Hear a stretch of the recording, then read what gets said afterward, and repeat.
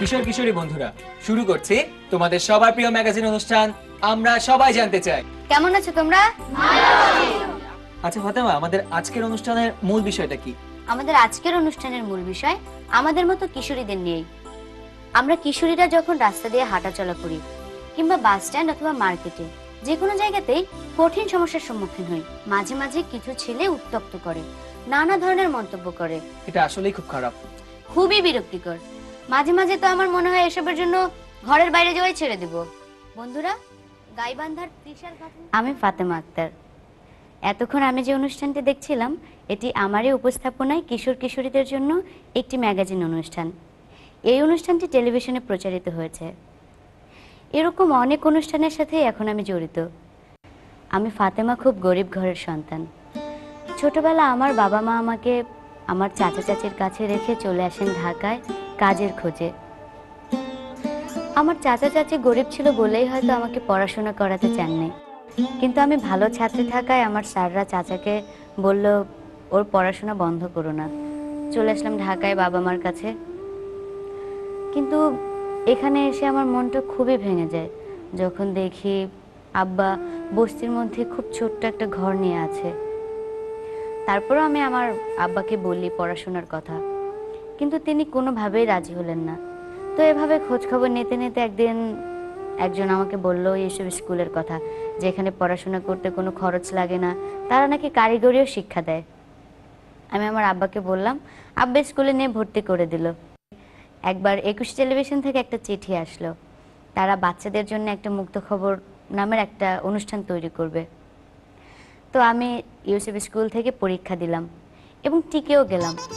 যখন টিকে গেলাম, যখন খবর আসলো আমার বাসায় যে আমি সেখানে টিকে গেছি, তখন আমার এত খুশি লাগছিল, খুবই খুশি লাগছিল। তখন আমাকে অনেক কষ্ট করতে হয়েছে এবং আমি আজকে এই জায়গায় আসার পেছনে যে কারণগুলো আমার মনে হয় সেটা হচ্ছে আমার প্রচণ্ড ইচ্ছা শক্তি, প্রচণ্ড আগ্রহ এবং কোনোভাবেই হেরে না যাওয়া। অনেক বাধা পার হতে হয়েছে আমাকে। আজকে তোমাদের এমন একজনের সাথে পরিচয় করিয়ে দিব যে জীবনের অনেক ঘাত প্রতিঘাত পেরিয়ে আজ অনেক উপরে উঠেছে। ওর নাম নুরুন্নাহার নার্গিস। শেরপুর জেলার মণিকুড়া গ্রামে ওর বাড়ি। চলো আমরা নার্গিসের সাথে কথা বলি এবং জানি ওর জীবনের কথা।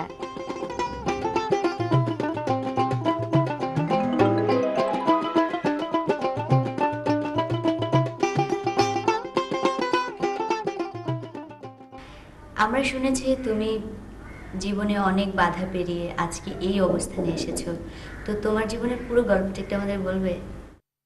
আমি যখন খুব ছোট্ট ছিলাম, খুব দুষ্ট ছিলাম। আমার মার ইচ্ছা ছিল কেন একটা শান্তশিষ্ট মেয়ের মতো ঘরে কেন থাকি না।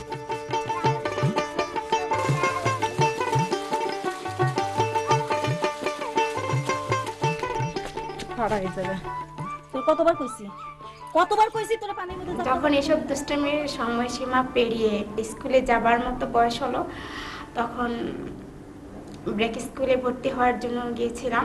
তো আসো, এদিকে আসো। তোমার নাম কি? নার্গিস। তোমার দাঁতগুলো দেখি তো। আচ্ছা, ও ছোট হয়ে গেছে যে, এবার নেওয়া যাবে না, আমরা পরের বছর চেষ্টা করবো। হ্যাঁ, আমি স্কুলে পড়বো, স্কুলে পড়বো। আপা, লেখাপড়ার প্রতি কিন্তু ওর খুব মনোযোগ আপা। আচ্ছা দেখি কি করা যায়। না থাকলে কি হতো বলো? জোরে পড়। Due to Nargis's keen interest towards studies, her education never stopped despite family poverty and other constraints. In this way, she passed successfully from Brat School to Government Primary School, was awarded scholarship in grade 4, then crossing the threshold of primary school, Nargis got admitted to high school in grade 6. ভর্তি হওয়ার পরে 6 থেকে যখন class 7-এ উঠি, তখন কিশোরী কেন্দ্রের সদস্য হিসেবে ভর্তি হয়ে যাই। কিশোরী কেন্দ্রে যাইতাম, মানে বিভিন্ন বিষয় আমার খুব ভালো লাগতো। ওইখানে বিভিন্ন গল্পের বই ছিল, এর জন্য আমার বেশি আকর্ষণ ছিল। ওইখানে গিয়ে অনেক গল্প পড়া যেত, খেলা যেত, সবার সাথে মিশা যেত, যেটা আমি বাসায় পারতাম না। আমি যখন ক্লাস 8-এ পড়ি, তখন আমার বিয়ে ঠিক করে ফেলে। ভাইয়া, এই আগামী 2-1 মাসের মধ্যে অনুষ্ঠানটা করলে ভালো হয় না?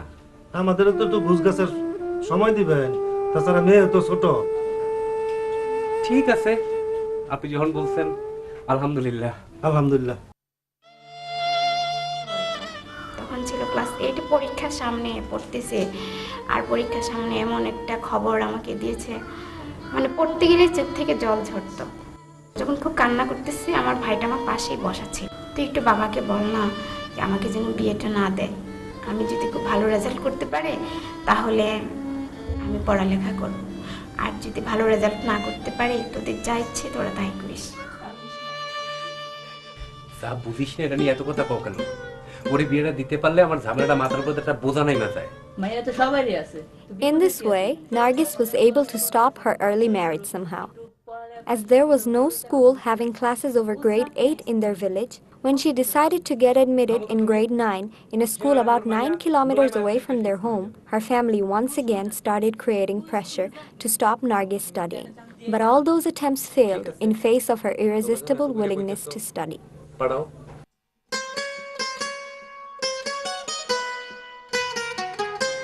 She got admitted to grade 9 in the school situated 9 kilometers away from home. Her struggle for studying started traveling to school on foot.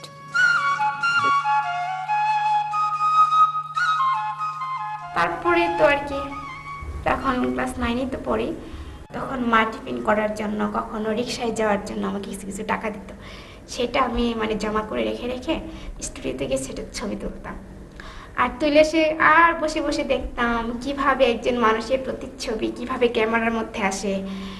আর যখন স্টুডিও ফটোগ্রাফাররা এইভাবে এইভাবে সাজায় দেখায় দিত, আমার খুব ইচ্ছা জাগতো যে আমি এরকম করে যদি বলতে পারতাম।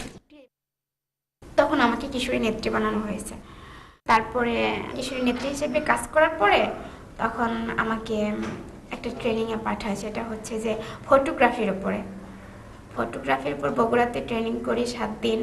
7 দিন ট্রেনিং করার পরে বাসায় ফিরে যাই, এসেই মা বাবার ছবি তুলছি। আমার আশেপাশে বান্ধবীরা, তারপরে অন্যান্য ফাংশনের ছবি তুলতাম। আপা এই যে ছবিগুলো তুলে আজকে টাকাগুলো পেয়েছি। তখন ক্লাস 10-এ পরীক্ষা দিব, পরীক্ষা দিয়েই সেভ দ্য চিলড্রেন অস্ট্রেলিয়াতে একটা সাংবাদিকতার ট্রেনিং করি। In course of time, Nargis was promoted to grade 11. Like school, her college life started walking by foot that same 9-kilometer distance. One day, as the leader of Kishori Kendro, she received a bicycle, which made her travel arrangement much easier. But in our country, especially in rural social setting, the incident of a woman riding a bicycle is not well accepted. So Nargis had to move forward, pushing away numerous social barriers. Right after passing the HSC examination, a lady journalist of Dhaka-based daily newspaper New Age, who was traveling to their area, opened up a huge avenue of opportunity for Nargis. ছবি তোলার প্রতি তো তোমার অনেক আগ্রহ দেখছি, তুমি কি আমার মতো ফটো সাংবাদিক হতে চাও? জি আপু। এই নাও আমার visiting card. After that incident, Nargis had to go through a different sort of struggle. She started communicating frequently with the lady journalist in Dhaka. The lady journalist kept her informed about when, how, and what to do. She also informed Nargis about the necessity of attending special training on photography, an essential step to becoming a photojournalist, and how to get admitted in Pathshala, one of the best photography training institutes of the country. গ্রামের মানুষের জীবনী নিয়ে কিছু ছবি তুলে যত তাড়াতাড়ি সম্ভব আমার কাছে পাঠিয়ে দাও। But the problem arose in accumulating money. কি রে আপা, তোর মন খারাপ কেন? কি হয়েছে তোর? ঢাকা যাওয়ার ব্যাপারে আব্বার সাথে কথা বলছিলাম, বলছে টাকা নাই, নিয়ে যাব না। আমার মনে হয় যাওয়া হবে না রে, কি করি বলতো? আমি একটা বুদ্ধি পাইছি, তোর মুরগিগুলা বেঁচে দিলে কেমন হয়? তো তুই বেশ কিছু টাকা পাইতি। কিন্তু কার কাছে বেচো? কে ব্যাপারীর কাছে। আচ্ছা ঠিক আছে।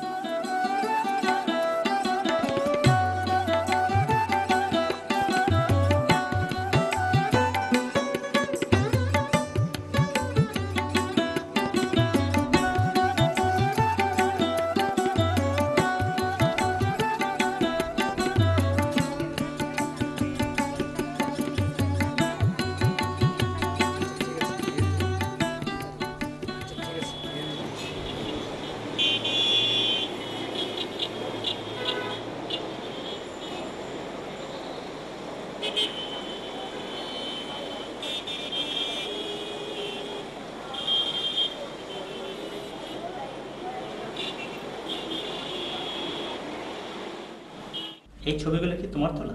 জি আমার তোলা। ছবি তোলা তুমি কোথায় শিখছো? আমার গ্রামের বাড়িতে।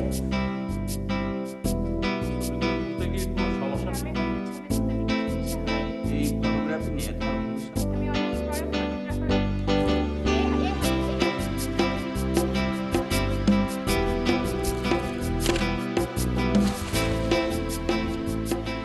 আমি এখন এসেছি শেরপুরের ঝিনাইগাতি উপজেলার মানিকপুরা গ্রামে। এখানে নার্গিসের বাবার সাথে আমি কথা বলবো। আসসালামু আলাইকুম। ওয়ালাইকুম আসসালাম। কেমন আছেন আপনি? জি ভালো আছি। আচ্ছা, আপনি আমাদেরকে একটু বলবেন নার্গিসের ছোটবেলা এবং এখনকার সময়ের যে অনুভূতি। নার্গিসকে যদি আমি সেই ক্লাস 8-এ যখন পড়ে তখন তাকে যদি আমি বিয়ে দিয়ে ফেলতাম, হয়তো সে আজকে এত দূর অগ্রসর হতে পারতো না, সে আজকে একজন ফটোগ্রাফার হতে পারতো না, সে আজকে এইখানে এসে দাঁড়াতে পারতো না।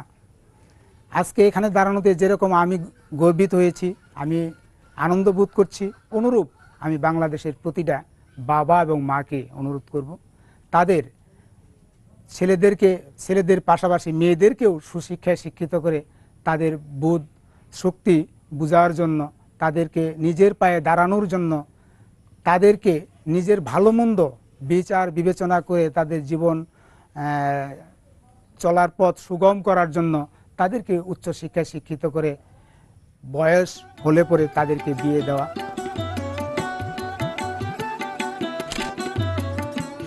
আমার মেয়ে নার্গিস বিয়ে শাদী দিতে চাইছিলাম, ওটা ভুল বুঝাবুঝি হয়ে গেছিল। এখন বিয়ে দেব না, লেখাপড়া করাইয়ে এখন আরও লেখাপড়া করানোর জন্য ইচ্ছা আছে। এখন অন্য মায়েদেরকেও বলি যে মেয়েদের চেষ্টা করি লেখাপড়াটা করানোর জন্য। চেয়ারম্যান হিসেবে আমি আবদার রাখবো, আমরা যারা বাবা মা আছে তাদেরও কর্তব্য নার্গিসের মতন যেন লেখাপড়া হয়ে উচ্চতর ডিগ্রি এনে আমাদের গ্রাম এলাকা যাতে উন্নত কাজকর্ম করতে পারে, চাকরি করতে পারে, এই আমি আশাবাদ ব্যক্ত করছি।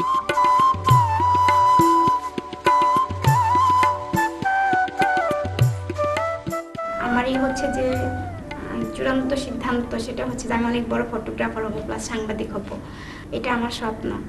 আর পাশাপাশি স্বপ্ন তো আছে যে গরিব দুঃখীদের প্রতি অন্যরকম আমার একটা সিম্পেথি ভাব, মানে কি বলবো, ওদের দেখলে আমার খুব মায়া লাগে। বিশেষ করে যখন সিডোরে ছবি তুলতে গিয়েছিলাম, তখন নৌকায় করে মরা লাশের উপর দিয়ে যখন যাচ্ছি, তখন আমি ভাবতেছিলাম যে একসময় ভাবতাম যে আমি অসহায় গরিব দুঃখীদের পাশে থাকবো। তার মানে কি এই যে মানুষ অসহায় মানুষগুলি মারা যাবে তাদের উপর দিয়ে আমি ভেসে ভেসে যাব, আমি তো এই চাইনি ওদের কাছে। আমি তো চেয়েছিলাম আমি তাদের পাশে থাকবো, তাদের দুঃখে তাদের কষ্টে তাদের পাশে থাকবো, তাদের দুঃখ এবং বেদনা শোনার মতো অনুভূতি যেন আমাকে দাও, আমি যেন তাদের ব্যথায় ব্যথিত হতে পারি।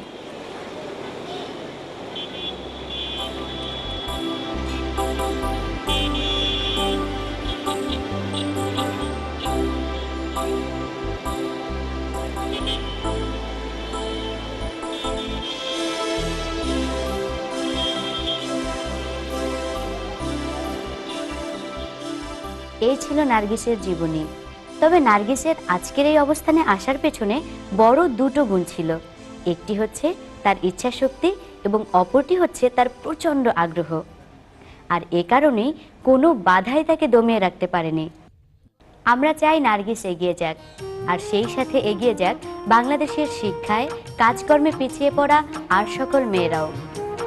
তৈরি হোক প্রচণ্ড ইচ্ছা শক্তি, আগ্রহ, নিষ্ঠা আর শত বাধা পেরোনোর সাহস। গড়ে উঠুক নবীন, তরুণ, আত্মপ্রত্যয়ী তারকাদের নিয়ে নতুন বাংলাদেশ।